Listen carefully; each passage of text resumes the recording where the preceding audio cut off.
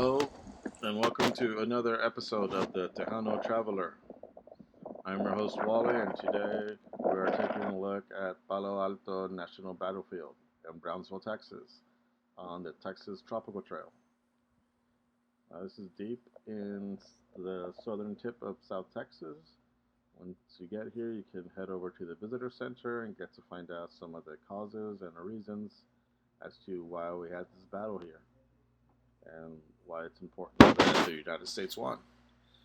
This was the first major conflict between the Mexicans and the Americans during the Mexican-American War.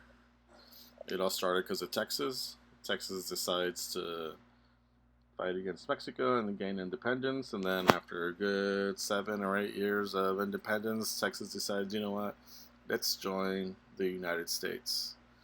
So that happened, and then there was a border dispute. It was like, which is our border? Is it going to be the Rio Grande or the Nueces? Mexico said, hey, it's the Nueces, get over there. Texas said, oh no, it's the Rio Grande. So a battle ensued and people started fighting, and this is the first major battle there. The U.S. forces were led by General Zachary Taylor, who eventually became president. And this area here is preserved in honor of those that died during that battle. Now, if you get here, please know that there is no shade anywhere except for this tiny little place, and it's one of those roofs that just has bars and not a full ceiling or clear roof that covers everything. See, there it is back there. But it does have some cannons that you can go and check out and look at and try to imagine what it was shooting those cannons at people standing nicely and neatly in a row about 500 feet from you. Fun. Look at that. Pointing right at you. It's going to blow your head off.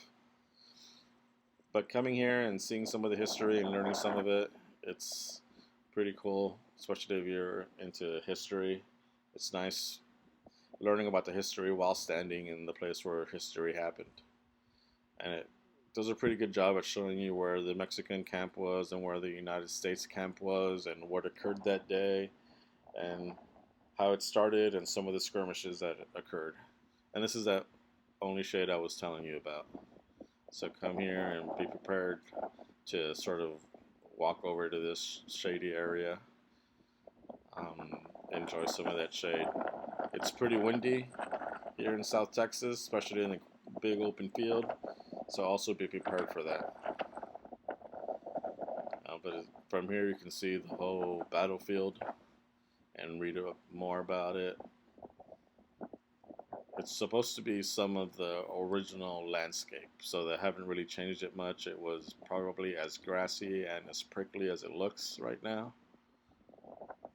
And they have several cannons scattered throughout the whole place just so that you can feel the battlefield vibe.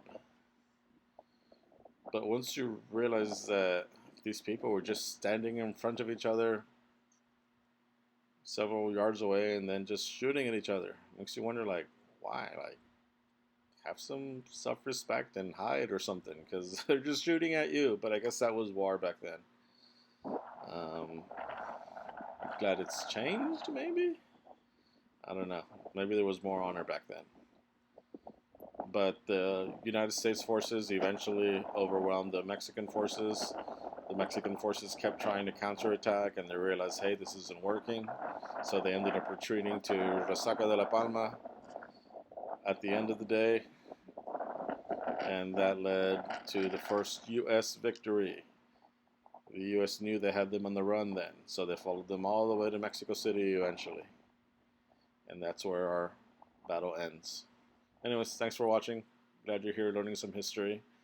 Don't forget to check out my other videos, and don't forget to like and subscribe. Thanks for watching. Bye-bye.